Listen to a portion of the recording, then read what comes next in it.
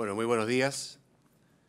Quiero en primer término agradecer a Sofofa por esta invitación y me voy a permitir en este contexto hacer algunas reflexiones y tal vez algunas propuestas respecto al tema que nos convoca, que es la defensa o en general la prevalencia de la libre competencia. Esto de la libre competencia es un tema de repente un poco difícil de tomar o definir. Me acuerdo de una historia de un economista muy conocido que decía que es tan complejo esto de decir si hay o no libre competencia, porque de repente si en un mercado los precios suben, entonces hay sospecha de monopolio. Si los precios se mantienen constantes, hay sospecha de colusión, y si los precios bajan, hay sospecha de dumping.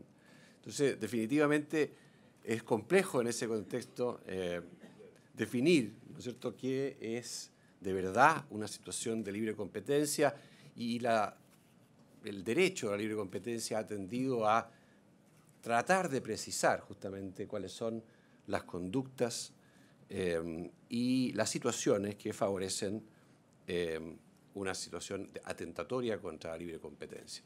Voy a hacer dos cosas en mi presentación. Una es tocar el tema de políticas públicas relacionadas a esta cuestión de la libre competencia, y enseguida una reflexión muy breve al final en términos de cómo esto tiene que verse desde el punto de vista de la empresa, porque ya Radoslav ha hecho una exposición bastante extensa en ese sentido y muy precisa por lo demás. Yo creo que cuando uno habla de libre competencia en general, no debe perder de vista que es un conjunto de reglas las que tratan de preservar o defender la libre competencia en una situación que podríamos llamar en términos económicos de segundo mejor, porque hay siempre un primer mejor respecto de cómo enfrentar el tema, que es promover, ¿verdad?, que exista competencia en todos los lugares donde pueda haberla. Y la mejor de las políticas públicas para estos efectos es aquella que consiste en derribar barreras de entradas que pudieran existir para que los mercados sean de verdad disputables o contestables, como quiera que se le quiera llamar. Una de las formas que encontramos en Chile ya hace muchos años y que también se ha usado en muchas partes del mundo es abrir los mercados internos cuando ellos están cerrados por razones legales a la competencia internacional. Por ejemplo, abrir la posibilidad de que se pueda importar sin mayores restricciones. Uno, cuando compara el Chile de hoy con aquel que había en la década a comienzos de la década de los 70, por ejemplo, una cuestión básica que diferencia ambas situaciones es justamente este acceso que existe de los consumidores chilenos a una gama de productos de todas partes del mundo que es hoy día prácticamente infinita comparada con aquella que teníamos en esa época. Y claramente los grados de competencia que existen en la actualidad son muchísimo mayores que entonces, y el beneficio para los consumidores es consecuentemente también muchísimo mayor. Esto es un tema, claro, bastante complejo en algunas situaciones porque ha sido señalado anteriormente, nuestra economía es una economía pequeña y abierta, pero pequeña al fin. Y hay una serie de actividades o productos o servicios o bienes que no pueden estar sujetos, por ejemplo, al rigor que impone la competencia con productores de todas partes del mundo. Esos son lo que los economistas llamamos los bienes no transables internacionalmente. Aquellos que por razones naturales o de barreras de comercio internacionales pudieran, o costos de transporte, lejanía a los mercados de proveedores, pudieran entonces constituirse en mercados donde las importaciones no funcionan como un elemento disciplinador de la competencia. Aquí tengo unos datos que son provistos por Rob Rugers en un estudio del año 2011 con datos de 2010, y hay sectores, por ejemplo, en Chile donde esto es bien patente. Por ejemplo, el grado de concentración de los tres mayores actores en las siguientes industrias son más o menos estos. En el caso de ISAPRES, por ejemplo, 63,9%, AFP 88,2%. Hoy día es menos porque hay una AFP adicional. Televisión pagada, 83,7%. Conexiones fijas a Internet, 89%. Telefonía móvil, 99,9%. Supermercados, 79%. Tiendas por departamento, 75%. Aerolíneas internas, 99,6%. Caso de los yogurt, un 71,6%. Es decir, son actividades donde, si bien es cierto, puede haber una competencia interna, esta competencia interna no está sujeta al rigor o la disciplina que imponen las importaciones. Pero esto tampoco es una cuestión estática, digámoslo, porque a veces los economistas tendemos a pensar las cosas de forma estática. Y eso es un error. Por ejemplo, no mencioné acá el caso del cemento. El cemento hasta hace pocos años atrás era provisto exclusivamente por productores nacionales. 3 de ellos eran los más importantes.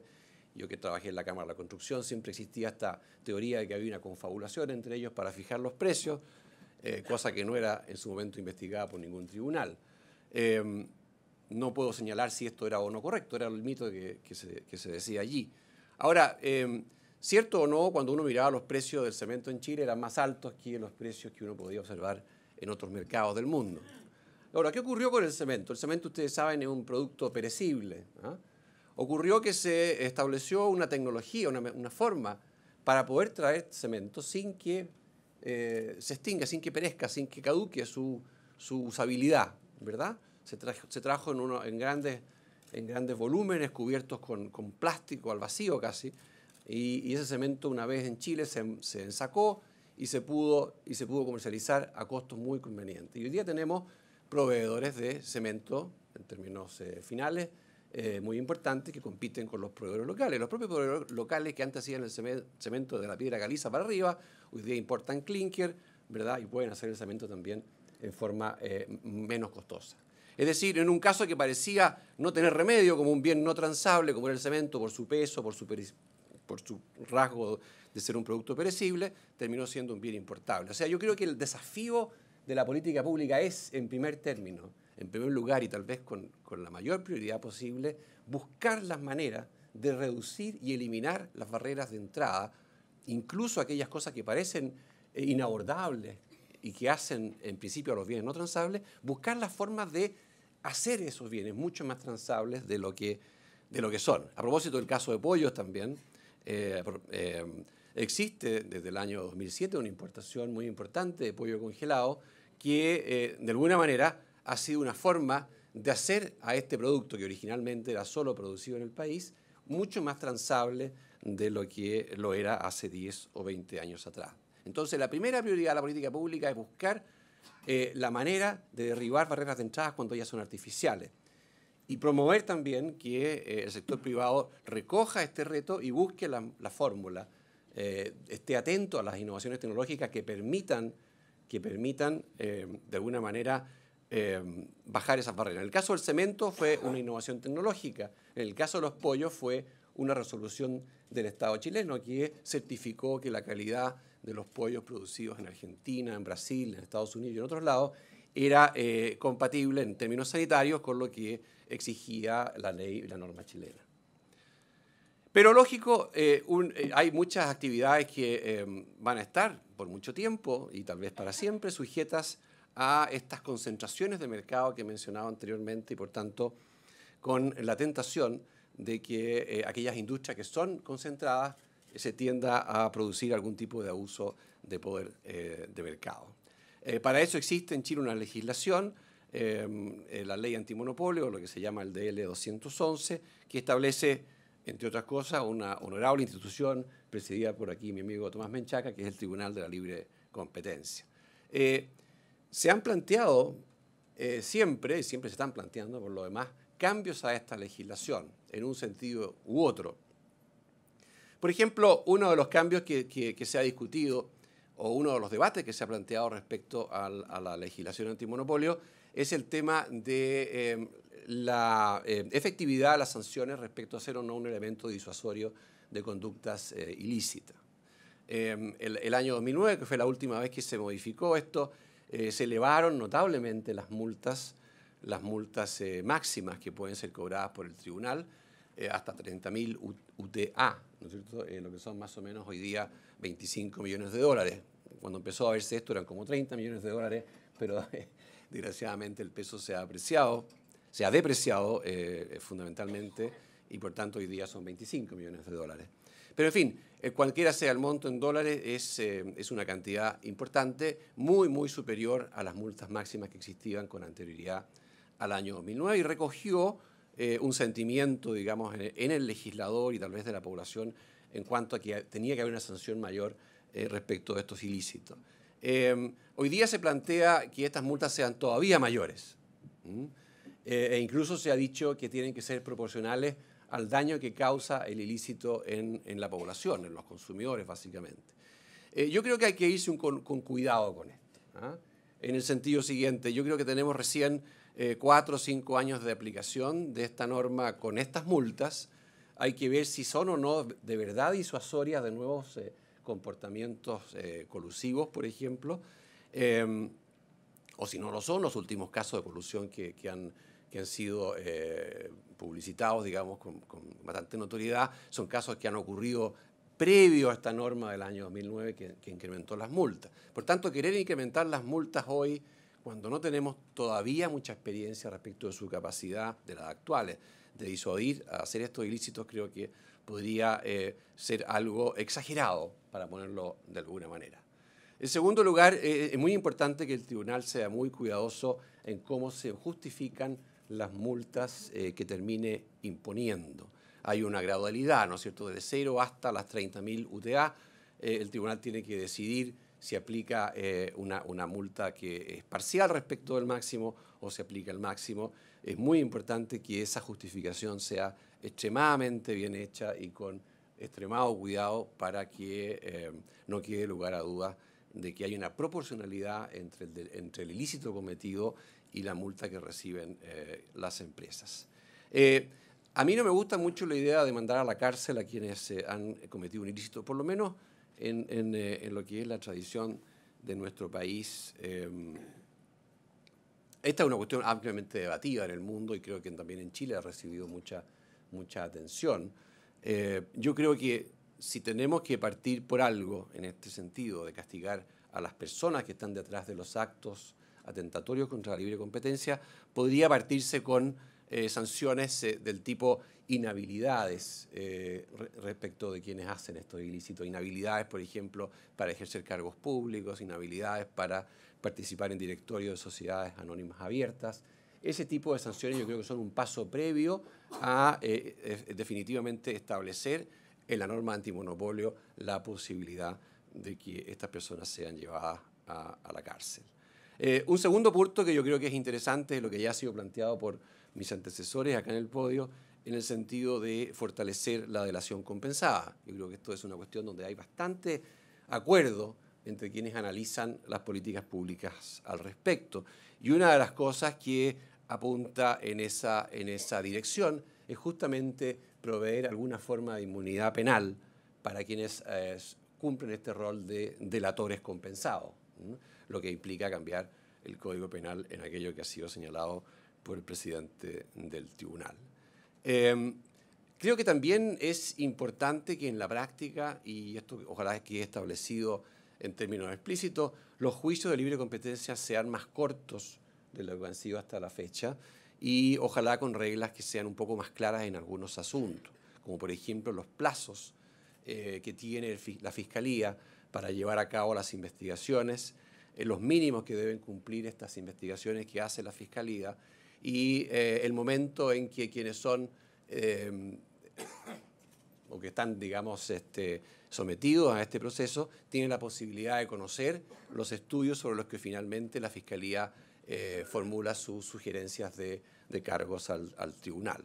Eso me parece a mí que es de justicia. También es importante someter a escrutinio público los informes que ha considerado la la Fiscalía Nacional Económica para efectos de que la gente también conozca cuáles son los antecedentes que se han tenido a la vista. En cuanto al control de las fusiones, aquí también este ha sido un tema de debate. El sistema hoy día es voluntario, en el sentido de que quienes toman la decisión de fusionarse pueden o no pueden acudir a la Fiscalía para consultar con ella si es que esa fusión es razonable desde un punto de vista de la libre competencia. Ha habido propuestas que a mí me parecen sensatas en el sentido de usar acá una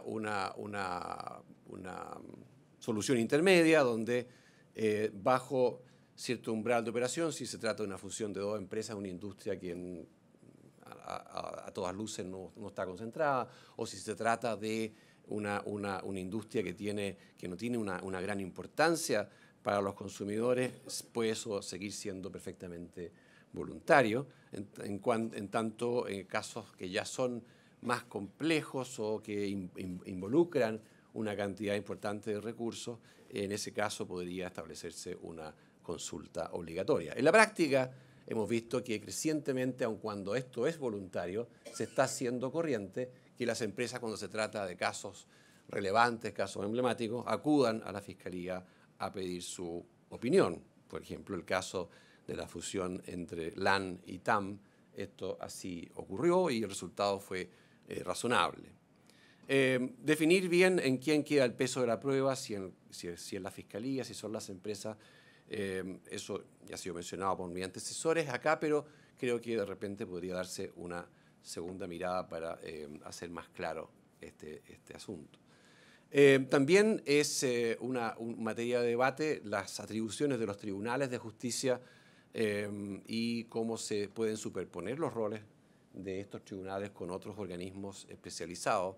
A veces hay áreas grises que sería bueno hacer más blancas, en el sentido de hacer más nítidas para las empresas y para las personas. Ha habido una discusión sobre cuál es el rol de la Corte Suprema en esto, que es un tribunal de casación, si es que estoy usando bien el término, y que ve solamente la legalidad del fallo del tribunal especializado, como es el Tribunal de Libre Competencia. Pero ha ocurrido en algunos casos que la Corte Suprema ha hecho interpretaciones sobre el fondo del problema y eso puede haber alterado un poco el espíritu del legislador. Ahora, puede ser que la Corte Suprema se haya visto compelida a hacer esto porque el fallo del tribunal no haya sido todo lo correcto que debía ser. Pero de cualquier manera podría establecerse con mayor precisión cuál es el rol que le compete a la Corte Suprema en estas materias. También es importante la forma en que se relaciona la Fiscalía Nacional Económica con otros organismos como el CERNAC y las superintendencias sectoriales, ¿ah? De modo que acá tampoco haya contienda de competencias entre estas entidades. Una idea que podría también explorarse respecto de cambios a la legislación, aunque es de orden más administrativo y de gestión de las causas, tiene que ver con la posibilidad de establecer fiscalías regionales, o por lo menos de macrozonas regionales, de modo de desconcentrar la labor de la Fiscalía Central, y además que yo creo que sería políticamente correcto, dicho entre nos, darle también más rol a las regiones en cuestiones tan importantes como es esto del análisis de la libre competencia. Una cuestión que también me parece a mí importante es que haya una discusión respecto a las normas, nuevas leyes también que salen del Congreso y nuevas resoluciones que tomen órganos administrativos y cómo ellas se vinculan con el tema de la libre competencia. Muchas veces hay nuevas leyes o hay algunas antiguas leyes que han sido aprobadas por el Congreso sin tomar en cuenta sus efectos sobre la libre competencia. Aquí voy a mencionar un caso que a mí me tocó ver, puede que esté equivocado o no, ustedes pueden juzgarlo, pero la ley que fija, la ley que somete a fijación de tarifa a las empresas de agua potable, deja sin regulación la determinación de que áreas de extensión urbana sean declaradas con posibilidades de servicio o no por las compañías de agua incumbentes, bajo el supuesto que siempre es posible que un inmobiliario pueda al momento de desarrollar un proyecto inmobiliario en una zona borde de la ciudad, puede establecer su propia empresa sanitaria. Pero hay un tema ahí con las economías de escala y economías de red que todos sabemos que existen para la provisión de servicios como el del agua potable, que le dan ahí un poder de mercado interesante a las compañías de agua potable, que a veces entra en disputa con la posibilidad que tienen los inmobiliarios de desarrollar esos proyectos. Y eso está en la ley, así, ¿verdad? Y a nadie se le ocurrió en su momento verificar que la ley, ¿no es cierto?, hubiese creado una posibilidad a una entidad frente a otra de tener un poder de mercado y poder eventualmente abusar de eso. Y eso a lo que me lleva a la reflexión, ojo que cuando legislemos, cuando tomemos decisiones administrativas en el Estado, también seamos conscientes que cambiar normas, que imponer normas, traen de suyo la posibilidad de establecer limitaciones a la libre competencia. También esto vale para lo que tiene que ver con las licitaciones públicas, en el sentido de que yo creo que es importante que en el caso de las licitaciones públicas la Fiscalía Nacional Económica pueda, si es que así lo estima conveniente, ser parte del proceso de consulta que se establece para quienes compiten eventualmente en un proyecto. Eso es respecto a las políticas públicas, podríamos hablar muchas otras cosas, pero creo que tal vez esos sean los temas más relevantes. Y respecto a las implicancias para la empresa, y en esto voy a ir bastante rápido porque Radoslav ya lo ha hecho en detalle, yo creo que es muy importante en el contexto en el que estamos viviendo y conscientes además que la preservación de la libre competencia es una condición necesaria para el bienestar de las personas en cuanto a consumidores, es también parte de una responsabilidad social de las empresas, tomar muy en cuenta estas normas de libre competencia, tanto en el fondo como en la forma. Es decir, creer que actuando de buena fe en materia de respeto a las leyes de libre competencia, se está ayudando al progreso de la sociedad y cumpliendo un rol social en esta dimensión como en tanto empresa. Y por supuesto en la forma como puede quedar establecido internamente siguiendo las propias directrices que pudieran emanar de la autoridad. Aquí es importante establecer un protocolo de procedimiento al interior de la empresa, que se establezca una cosa tan simple o tan obvia como un manual de buenas prácticas por parte de las empresas cuando esta situación lo amerite. Y esto, coincido yo con Radoslav, es tan importante para una empresa como tener un buen código de ética, que además por lo demás está absolutamente ligado, o como tener una buena política de responsabilidad social corporativa. Naturalmente, para que una empresa termine decidiendo si estas cosas son suficientemente relevantes como para que transpire a toda la empresa, tiene que haber un análisis previo de si de verdad estamos hablando de una industria donde esto realmente sea una cuestión muy relevante, ¿verdad? Hay un sistema, hay unas planillas que uno puede ir poniendo checks, ¿verdad? En términos, por ejemplo, lo mencionaba el presidente del tribunal en sus consideraciones, digamos, si esta es una empresa donde hay un alto grado de concentración, si una empresa de servicios básicos, si una empresa de tal o cual naturaleza, perdón, la industria, me estoy refiriendo a la industria, entonces vale la pena tomar estas cosas muy, muy en serio. Es importante tener una unidad de compliance o cumplimiento dedicada a verificar que se cumplen cabalmente las normas que están establecidas en la ley, especialmente en aquellas industrias que son más sensibles. La unidad de compliance debe someterse a la dirección del comité de directores de una sociedad anónima abierta, tal como hoy día ocurre con los comités de auditoría o como las unidades de auditoría respecto del comité de directores. Y en general es muy importante que las normas de libre competencia adecuadas a estos protocolos de procedimiento, que por lo demás existen de parte de la Fiscalía algunas sugerencias de cómo esto tiene que llevarse a cabo, es muy importante, digo, que estas normas sean adecuadamente consideradas en los gobiernos corporativos de las empresas. De nuevo, insisto, acá el punto es que las empresas deben tomar estas normas como algo que no solamente son son impuestas por la ley, como podría ser un tributo, sino que además con ellas las empresas están en parte cumpliendo aquel rol que la sociedad les ha asignado, que sean verdaderos contribuidores al bienestar de la comunidad. Eso es todo. Muchas gracias por su atención.